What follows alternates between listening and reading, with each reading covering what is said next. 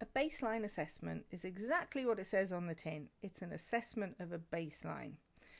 Essentially, it's an assessment of where you are right now. And we call it a baseline because it's a starting point for future improvements. So a baseline assessment can be at a whole organization level. It can be at that global level. It can be at a small team level, or it can even be at a process level or an individual level. It's a baseline. It's a starting point for future improvements. And I've completed around 15 service management and project management baselines at a global scale. So for large scale organizations, international organizations. And I complete these with 4 aspects. I look at where we are with processes. I look at where we are with skill levels of our people. I look at where an organization is with regards to the teams and the structures. And I also look at where an organization is in regards to governance.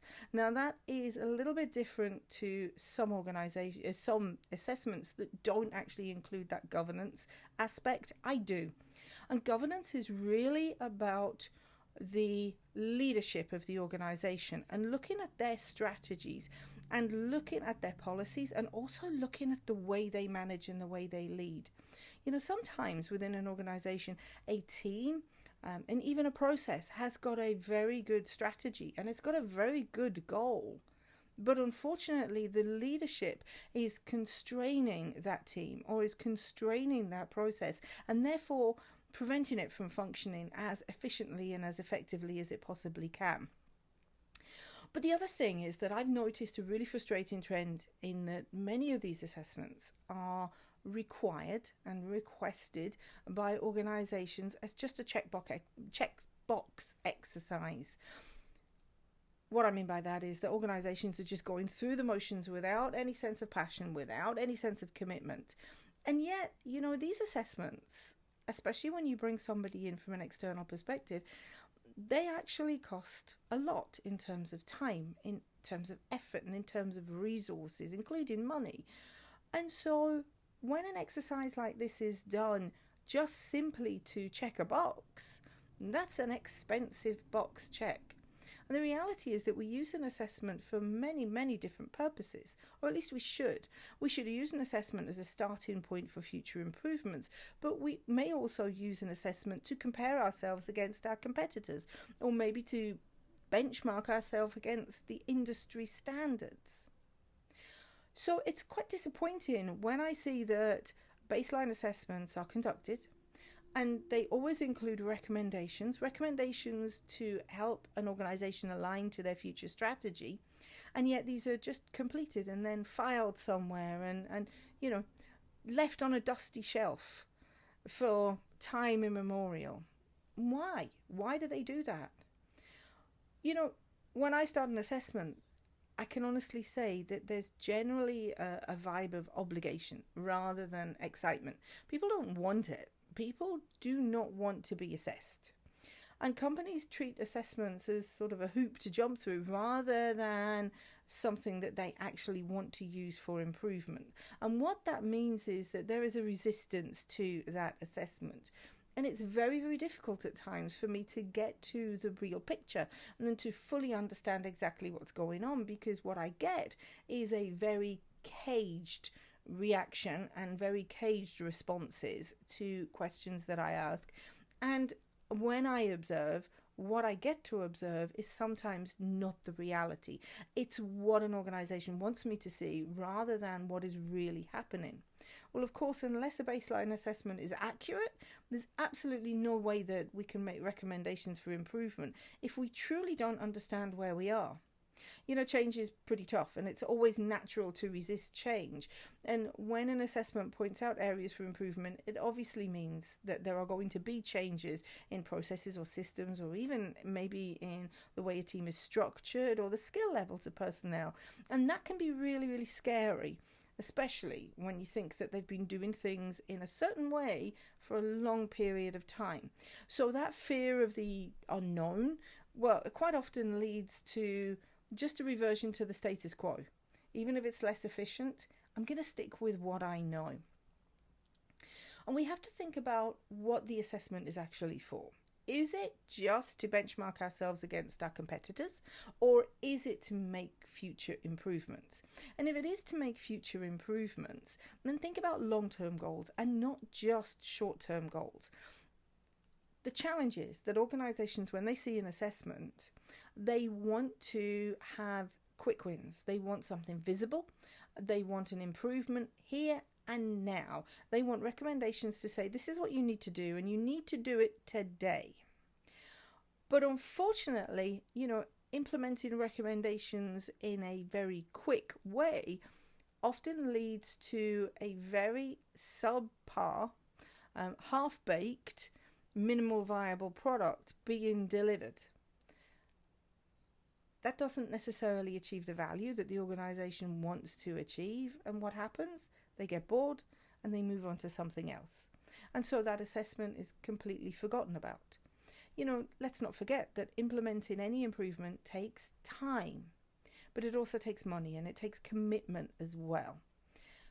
Many organizations nowadays are stretched so thin that they feel that they can't take on any more projects. And so when I go into an organization and I complete an assessment, and it usually takes months to complete a true assessment, and with those recommendations, they actually don't have time to take on those recommendations. They don't have the money and the resources to implement those improvements. So what does that mean for the organization?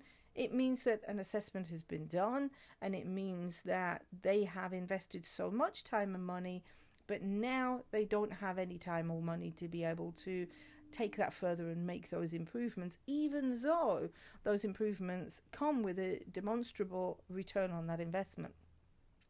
Another mistake people make with these assessments is that they don't actually define an owner. They leave me as the owner, and I'm an external consultant. I'll come in and I will give you an impartial assessment, but what I can't do is take ownership of the improvements going forward. The organization has to assign an owner. There has to be some accountability. Otherwise, guess what? Nothing will happen. So something else that's pretty common when I do an assessment, believe it or not, is what I call a rejection of the results. And that is that refusal to perceive that these results, which are very, very objective, by the way, and when I do any assessment, it's always objective, and it's objective, and I will compare to industry standards for whatever that particular industry sector is. But there's a refusal to accept that we are actually at that level, whatever that level may be. Sometimes we think we're better, and sometimes an organization might think that they're actually worse. There's something called confirmation bias, which is the use by leadership of an assessment to actually validate their thoughts and their feelings. And there's nothing wrong with that as long as their thoughts and their perceptions are accurate. There's absolutely nothing wrong with that. But what we have to do is utilize the assessment and organizational change management in order to be able to make a change. We have to remember that we're talking about people here. And people generally don't want to accept when somebody tells them that they are not being as efficient as they could possibly be. So we have to incorporate change management here in order to be able to make improvements. Assessments can threaten. And I know that sounds really, really harsh, but they actually threaten perceived competency, or they threaten the perceived authority of those in charge. You're basically saying with an assessment, or you could be, that leadership are doing really well or that leadership are doing really poorly. And that's how leadership can perceive that. So any assessment has got to be taken with a completely objective perspective. And it has to be read with a completely objective perspective as well. So how do we get the best out of assessments then? How does an organization truly get the best out of an assessment? The first thing, and it's something that I do when I first move onto a site, is to educate the leaders. This is what's going to happen. This is what I'm going to do. And these are what the results are going to show. And these are the recommendations that I will be presenting to you based on what the assessment has shown. So we start at the top. And it's up to leadership to communicate to absolutely everybody that this assessment is happening. And what I ask from leadership in return is that they encourage their teams to be as open and honest, transparent with me as they possibly can be. Because without that transparency, the assessment is not going to be accurate.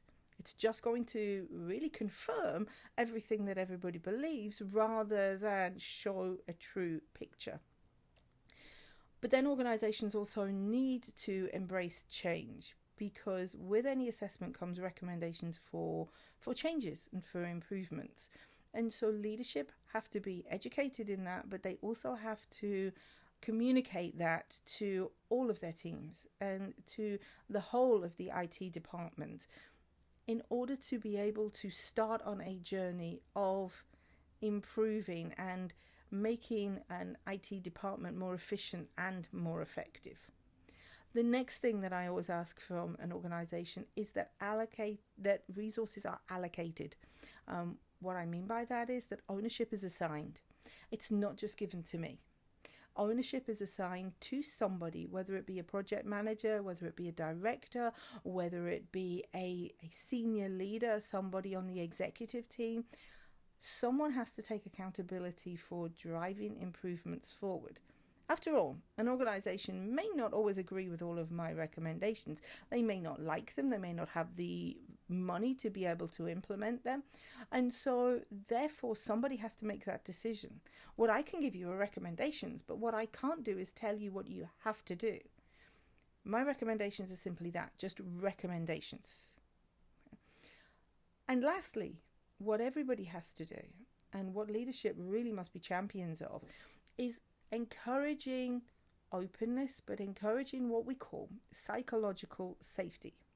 That's an environment where everyone can admit openly not only how they work, but where mistakes are made, where there are flaws. And admitting to those mistakes is seen as a step towards improvement. It's not used as a finger-pointing exercise. It's not used as an exercise to apportion blame. It's used as an exercise to say, okay, we acknowledge this happens. Let's see what we can do to prevent this happening in the future.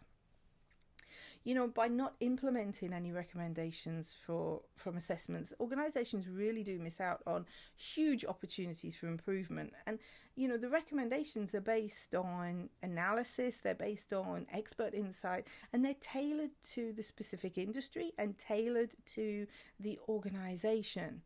So ignoring them actually means that you're going to continue as an organization with inefficient processes. You're going to miss out on potential cost savings, and you're also going to potentially fall behind your competitors. You see, ultimately, assessments shouldn't be just another box to tick. They can be pretty powerful tools for improvement if you approach them with the right mindset.